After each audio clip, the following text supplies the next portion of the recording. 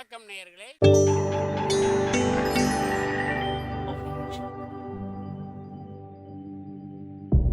மகிழ்ச்சிக்கோர் தென்கட்சி என்ற அலைவரிசையில்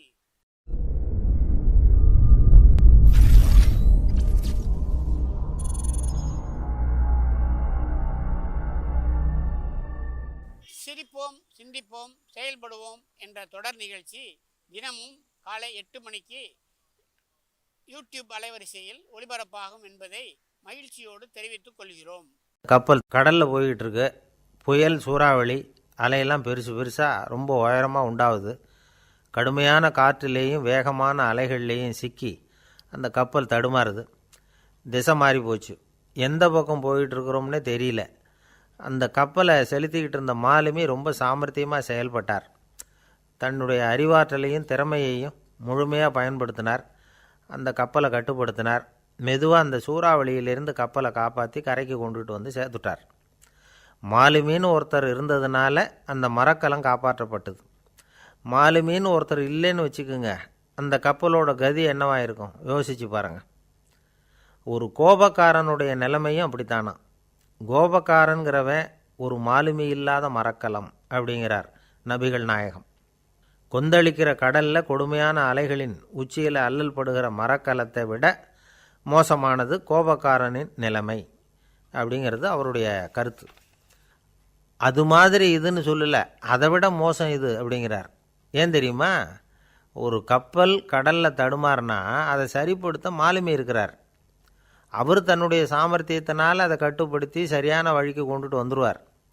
ஆனால் கோபக்காரனுடைய நிலைமை அப்படி இல்லை அப்படிங்கிறார் நபிகள் நாயகம்.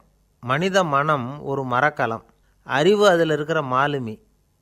மாலுமி மரக்கலத்தை செலுத்துகிறான், அவனுக்கு கட்டுப்பட்டு அது ஓடுது. ஆனால் கோபக்காரனுங்கிற மனுஷங்கிட்ட அறிவுங்கிற மாலுமி சரியாக வேலை செய்ய மாட்டான். ஏன்னா கோபம் அந்த மாலுமியின் கண்களை அவிச்சிரும், காதுகளை கேட்காம பண்ணிவிடும். கண்ணையும் காதையும் மூடிவிட்டு கப்பலை ஓட்டுனா எப்படி ஓட்டுறது? அதனால் கோபக்காரன் மாலுமி இல்லாத மரக்கலம். இடி மின்னலில் மாட்டிக்கிட்டு கஷ்டப்படுற கப்பல் மாதிரி கஷ்டப்படுறான். பெரியவங்கள்லாம் என்ன சொல்கிறாங்க? உனக்கு கெடுதல் பண்ணவனுக்கும் நீ நன்மையை செய், எவருடைய விருப்பு வெறுப்பையும் பொருட்படுத்தாதே. பரம எதிரிக்கும் நீ நன்மை செய்ய ஆரம்பித்தா உன்னுடைய தூய நிலையை பார்த்துட்டு அவனும் உனக்கு நெருக்கமான நண்பனாக ஆயிடுவான். இதுதான் பெரியவங்க நமக்கு சொல்லியிருக்கிறது. புனித குரான் சொல்கிறது என்ன? தீமையை நன்மையை கொண்டே நீர் தடுத்து கொள்ளும் அப்படின்னு சொல்லப்பட்டிருக்கு. அதில் இன்னா செய்தாரை ஒருத்தல் அவர் நாண நன்னயம் செய்து விடல் அப்படிங்கிறார் திருவள்ளுவர்.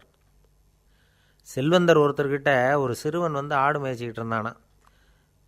பெரியவர் அவனை கூப்பிட்டு, நீ நேராக போய் ஒரு ஆட்டில் உள்ள ரொம்ப நல்ல பகுதி எதுவோ அதை எடுத்துக்கிட்டு வா அப்படின்னாரான். இவன் போனான். ஒரு ஆட்டு உடம்புல இருந்த நாக்கு, இருதயம், இது ரெண்டையும் எடுத்துகிட்டு வந்து கொடுத்தானான். பெரியவர் வாங்கி பார்த்தார். அதுக்கப்புறம் இப்போ நீ போய் இன்னொரு ஆட்டில் இருக்கிற ரொம்ப கெட்ட பகுதி எதுவோ அதை எடுத்துகிட்டு வா அப்படின்னாரான். இவன் போய் எடுத்துகிட்டு வந்தான். அவன் கையில் இருந்தது மறுபடியும் அதே மாதிரி நாக்கு, இருதயம், இது ரெண்டும் தான். என்னது இப்பவும் அதையே கொண்டுட்டு வந்திருக்கிற அப்படின்னாரான் பெரியவர். இவன் சொன்னானா, ஒரு உடம்பில் உள்ள ரொம்ப நல்ல பொருளும் இதுதான், ரொம்ப கெட்ட பொருளும் இதுதான் அப்படின்னானா. இளம் வயசில் இப்படி பதில் சொன்னவர் தான் பேரறிஞர் லுக்மானுல் ஹக்கீம் அவர்கள். கோபப்படாமல் இருந்தால் இது ரெண்டும் நல்லா வேலை செய்யும், கோபப்பட்டால் இது ரெண்டும் மோசமாக வேலை செய்யும். அதை புரிஞ்சுக்கிறதுக்காகத்தான் இன்றைக்கி இந்த தகவல். கோபம் வந்துட்டால் நாம் என்ன செய்கிறோங்கிறது நமக்கே தெரியாது. ஒருத்தர் டாக்டர்கிட்ட போனார் அவசரமாக. டாக்டர், எனக்கு இப்போ கடுமையான கோப வெறி, எனக்கு கண்ணு மண்ணு ஒன்றும் புரியல, உடனடியாக அதை கட்டுப்படுத்தணும், உடனே இதுக்கு ஏதாவது ஒரு மாத்திரை கொடுங்க ப்ளீஸ் அப்படின்னார்.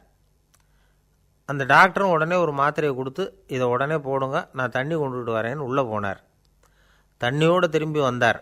இவர் சொன்னார், டாக்டர், நீங்கள் கொடுத்த மாத்திரை ரொம்ப பெருசாக இருந்தது, இருந்தாலும் கஷ்டப்பட்டு முழுங்கிட்டேன்னார். டாக்டர் சந்தேகத்தோடு மேசையை பார்க்குறார். பார்த்தா மாத்திரை அங்கேயே இருக்குது, பேப்பர் வெயிட்டை காணலை. ஐயா தென்கட்சி கோ சுவாமிநாதன் அவர்களின் மகிழ்ச்சிக்கோர் தென்கட்சி தொடர் நிகழ்ச்சியினை கேட்டு பயன்பெறுங்கள். நிகழ்ச்சியினை பிடித்திருந்தால் உங்களுக்கு கமெண்ட் பாக்ஸில் உங்கள் கமெண்ட்டுகளை பதிவு செய்யுங்கள், ஷேர் செய்யுங்கள், லைக் செய்யுங்கள், கண்டிப்பாக சப்ஸ்கிரைப் செய்யுங்கள். நன்றி, வணக்கம்.